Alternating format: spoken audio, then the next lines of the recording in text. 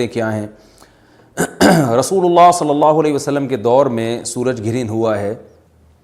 آپ صلی اللہ علیہ وسلم کے نرینہ اولاد نہیں تھی، آپ کو اللہ نے اولاد دی اور آپ کے بیٹے کی موت واقع ہوئی۔ یہ ایک بہت بڑا حادثہ تھا اس وقت، کیونکہ عرب میں نرینہ اولاد کی بڑی ویلیو تھی۔ آپ صلی اللہ علیہ وسلم کو اللہ نے بیٹیاں دیں، بیٹا نہیں دیا، اور بیٹا دے کے اٹھا لیا، تو ایک بہت بڑا واقعہ تھا، اور اللہ کی قدرت کے اسی دن سورج بھی گرہن ہو گیا۔ تو عرب یہ کہا کرتے تھے، زمانہ جاہلیت میں یہ بات مشہور تھی کہ کوئی بہت بڑا دنیا میں واقعہ ہوتا ہے تو سورج یا چاند گرہن ہو جاتے ہیں۔ اسی دن سورج بھی گرہن ہوا تو یہ بات پھیل گئی کہ محمد صلی اللہ علیہ وسلم سید الانبیاء رسول اللہ صلی اللہ علیہ وسلم کے بیٹے کی چونکہ موت واقع ہوئی ہے اس لیے سورج گرہن ہوا ہے۔ آپ صلی اللہ علیہ وسلم نے اس بات کی تردید فرمائی اور آپ نے فرمایا ان الشمس والقمر آیتان من آیات اللہ لا ينکسفان بموت احدہما، کہ سورج اور چاند اللہ کی نشانیوں میں سے ایک نشانی ہے، لا ينکسفان بموت احدہما آیاتہ، نہ تو یہ کسی کی موت کی وجہ سے گرہن ہوتے ہیں نہ کسی کی زندگی کی وجہ سے، بل یخوف اللہ بہما عبادہ، اللہ ان کے ذریعے اپنے بندوں کو ڈراتے ہیں۔ یہ بخاری مسلم کی حدیث ہے، اپنے بندوں کو خوف زدہ کرتے ہیں۔ تو یہ اللہ کی نشانیاں ہیں، اور آپ صلی اللہ علیہ وسلم نے اس موقع پر نماز کا حکم دیا، اللہ کے سامنے عاجزی اور انکساری کا حکم دیا۔ دیکھیے یہاں ایک بہت اہم پوائنٹ کی بات ہے ان لوگوں کے لیے جو اسلام کے خلاف ہیں، جو محمد صلی اللہ علیہ وسلم سرور دو عالم سید الانبیاء صلی اللہ علیہ وسلم کو سچا نبی نہیں مانتے، ان کے لیے اس حدیث میں آپ صلی اللہ علیہ وسلم کی نبوت کی ایک بہت زبردست دلیل موجود ہے۔ ایک واقعہ ہوا ہے آپ صلی اللہ علیہ وسلم کے بیٹے کی موت کا، اور عرب یہ ویسے ہی کہا کرتے تھے کوئی بہت بڑا دن ہوگا تو سورج گرہن ہوگا۔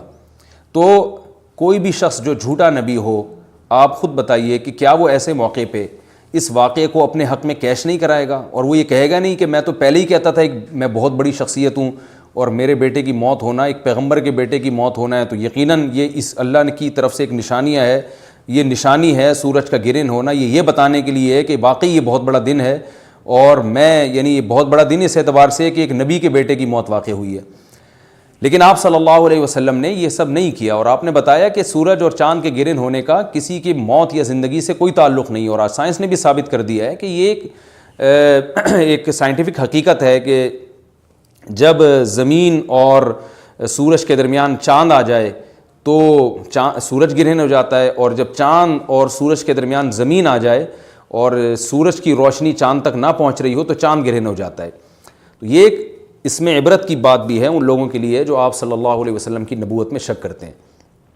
البتہ آپ صلی اللہ علیہ وسلم نے اس موقع پر ہمیں حکم دیا کہ اللہ سے تضرع اور عاجزی اور انکساری کی جائے، اپنے گناہوں کی معافی مانگی جائے، اور نماز آپ صلی اللہ علیہ وسلم نے پڑھی۔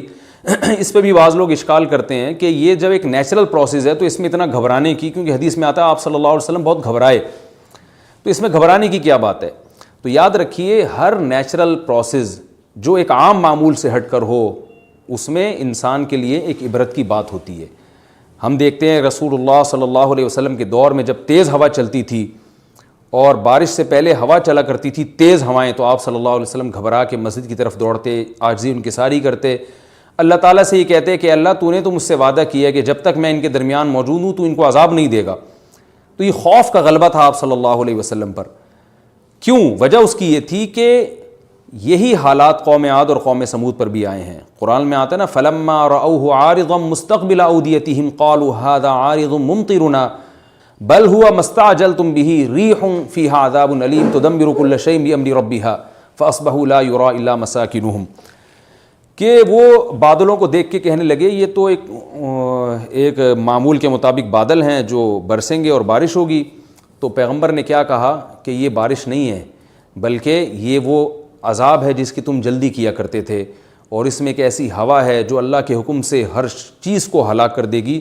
اور پھر ان پر ایک ہفتہ عذاب آیا، اور قرآن کہتا ہے کہ وہ ایسے پڑھ کے ہلاک ہو گئے کہ فَتَرَ الْقَوْمَ فِيهَا صَرْعَىٰ كَأَنَّهُمْ أَعْجَازُ نَخْلٍ خَاوِيَةٍ، اے مخاطب اگر تو ان کو دیکھتا تو ایسے لگتا کھجور کے تنے ہیں جو اوندھے پڑے ہوئے ہیں، تو ایسے ہوا نے ان کو تہس نہس کر دیا۔ تو یہ عام معمول سے ہٹ کے جب بھی اس کائنات میں کوئی تغیر آتا ہے تو وہ اللہ کی نشانیوں میں سے ایک سائنٹیفک حقیقت بھی ہے، اس کی ایک لاجک بھی ہے، لیکن اس کے ساتھ ساتھ اللہ کی نشانیوں میں سے ایک نشانی بھی ہے۔ اور ایسی نشانی ہے جس سے ہمیں ڈرنا چاہیے کہ اللہ تعالیٰ کو اختیار ہے، وہ جب چاہے سورج کی روشنی چھین لے، چاہے کسی بھی طرح سے چھینے. اور یہ بھی ایک سائنٹیفک حقیقت ہے جو آپ صلی اللہ علیہ وسلم کی نبوت پر جس نے ایک مہر لگا دی ہے کہ سورج اور چاند کا گرہن ہونا، اگرچہ اس کی ایک لاجک ہے کہ چاند سورج کے سامنے آ جائے تو سورج گرہن ہو جاتا ہے، لیکن اس بارے میں جو ہماری تحقیق ہے، جو سائنسدان کہتے ہیں کہ یہ وقت یعنی خطرے کا وقت ہوتا ہے. سورج سے ایسی خطرناک ریز نکلتی ہیں جو نقصان کا سبب بن سکتی ہیں. تبھی بعض حضرات سورج کی طرف دیکھنے سے بھی منع کرتے ہیں. اور یعنی نظام میں تھوڑی ایک عام نارمل روٹین سے ہٹ کے اس کائنات کا نظام چلتا ہے، تو اس لیے یہ اس کائنات کے لیے، زمین کے لیے ڈینجرس ہو سکتا ہے. اور جو گریوٹی اور جو کشش کا نظام ہے اس میں بھی خلل واقع ہوتا ہے. تو ایسا نہیں ہے کہ یہ بالکل ایک نارمل کنڈیشن ہوتی ہے اور اس کا کوئی نقصان ہی نہیں ہے، یہ بالکل غلط ہے. اس میں نقصان کا بہرحال خطرہ ہے، اور اس بات کا امکان موجود ہوتا ہے کہ قدرت انسانوں سے انتقام لے یا انسانوں کو نقصان پہنچائے. اور ویسے بھی جن کے دلوں میں اللہ کا خوف ہوتا ہے وہ تو ویسے ہی اللہ کے وہم من خشیتہ، قرآن مجید میں اللہ تعالیٰ کے ارشاد ہے کہ مشرکین بار بار یہ سوال پوچھتے تھے قیامت کب آئے گی کب آئے گی. اللہ فرماتے ہیں لیکن جو مومنین ہیں ان کو اس سے غرض نہیں ہے کہ کب آئے گی. والذین آمنوا مشفقون منہا، وہ تو قیامت سے گھبراتے ہیں کہ پتہ نہیں ابھی نہ آ جائے. تو جس کے دل میں اللہ کا خوف ہوتا ہے اس کے زندگی گزارنے کا طریقہ کچھ اور ہوتا ہے، وہ بات بات پہ اللہ سے ڈرتا ہے. اس کو اللہ سے ڈرنے کا بہانہ چاہیے، اس کو توبہ کا بہانہ چاہیے. تو اس بحث میں پڑھنا کہ یہ تو ایک لاجیکلی ایک سورج کی روشنی غائب ہو جائے گی، وہ ٹھیک ہے، یہ سائنسدانوں کا شعبہ ہے کہ کیوں غائب ہو رہی ہے، ماہرین فلکیات کا شعبہ ہے. لیکن اہل ایمان کا جو کام ہے اس موقع پر، ان کا جو وظیفہ ہے وہ یہ کہیں کہ اللہ کی نشانیوں میں سے ایک نشانی ہے، اللہ اپنی قدرت دنیا میں دکھاتا ہے کہ میں یہ بھی کر سکتا ہوں چاہے کسی بھی طریقے سے کروں. تو ہمیں اس موقع پر بہرحال اللہ کے سامنے جھکنا چاہیے، اپنے گناہوں سے معافی مانگنی چاہیے، اور وہی عمل کرنا چاہیے جو رسول اللہ صلی اللہ علیہ وسلم نے ہمیں بتایا ہے. اور اس بارے میں جو توہمات پھیلے ہوئے ہیں اس سے بھی ہمیں اجتناب کرنا چاہیے. جیسے نبی صلی اللہ علیہ وسلم نے عربوں کے وہم کو دور کیا ہے، بھائی اس کا کسی کی موت اور زندگی سے کوئی تعلق نہیں ہے. تو اسی طرح آج کل لوگوں میں ایک سورج اور چاند گرہن ہونے کے بارے میں وہم بھی بہت ہے کہ پتہ نہیں کیا ہو جائے گا، حاملہ عورتیں نہ نکلیں، فلانا نہ کرے، اور فلانا خربوزہ نہ کھائے، اس موقع پر کسی نے تربوز کھا لیا تو یہ ہو جائے گا. الٹی باتیں پتہ نہیں کیا کیا مشہور ہیں. یہ خربوزے تربوز کی تو میں ویسے ہی مثال دے رہا ہوں.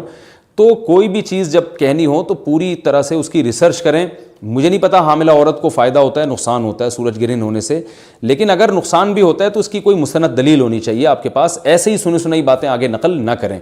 تو بہرحال ہمیں جو کرنے کا کام ہے، جو رسول اللہ صلی اللہ علیہ وسلم نے بتایا ہے، وہ کام بخاری اور مسلم کی حدیث کے مطابق نماز ہے. انفرادی بھی ہے، جماعت سے بھی ہے. مستحب یہ ہے کہ جماعت سے نماز پڑھی جائے مسجد میں یا کسی بھی میدان میں، اور 2 رکعتیں امام پڑھائیں گے اور اس میں سرن تلاوت بھی کر سکتے ہیں، جہری تلاوت بھی کر سکتے ہیں. دونوں رائے ہیں علماء کی.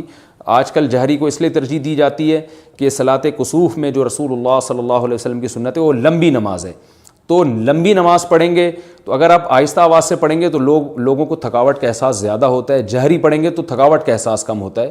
تو اس لیے دونوں قولوں پہ فتویٰ دیا جاتا ہے. وہ ایک قول راجح ہے اور ایک میں آسانی ہے. تو آسانی اس قول میں ہے کہ جہری تلاوت کی جائے، اس میں لوگوں کو نماز میں کھڑا رہنا آسان ہوتا ہے. تو لمبی سے لمبی نماز پڑھی جائے، اس میں 2 رکعتیں پڑھی جائیں اور خوب طول دیا جائے اس کو. اور اتنا طول دینا کہ لوگوں کا خطرہ ہو کہ نماز ہی چھوڑ کے بھاگ جائیں گے، یہ بہرحال درست نہیں ہے، کیونکہ آپ صلی اللہ علیہ وسلم نے امام کو مقتدیوں کی رعایت کا حکم دیا ہے. اور کوئی جماعت سے نماز میں شریک نہیں ہو سکتا تو گھر میں نماز پڑھیں، انفرادی نماز پڑھیں. نماز نہیں پڑھ سکتے تو توبہ استغفار کریں. بہرحال یہ وقت جو ہے توبہ استغفار کا ہے، اپنے گناہوں سے معافی مانگنے کا ہے. اللہ تعالی ہم سب کو عمل کی توفیق عطا فرمائے. وما علینا الا البلاغ.